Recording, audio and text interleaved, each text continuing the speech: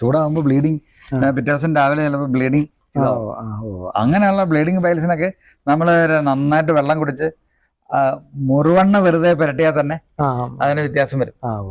വെറുതെ മുറിവെണ്ണ നമ്മൾ അപ്ലൈ ചെയ്യുക. അവിടെ എന്തെങ്കിലും ഒരു ഡ്രൈനസ് മാറ്റിയിട്ട് എന്തെങ്കിലും ഒരു ഓയിൽ.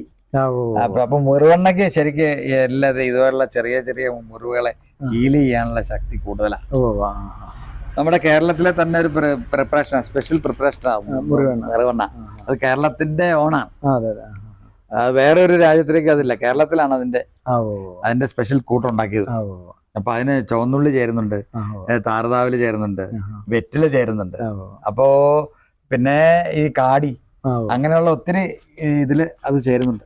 ശരിക്ക് വിരേചനം, വയറിളക്കുക, അതുപോലെ തന്നെ വസ്തി, എനിമ ചെയ്യുക, പിന്നെ നസ്യം ചെയ്യുക, മൂക്കിലും മരുന്നൊഴിക്കുക, പിന്നെ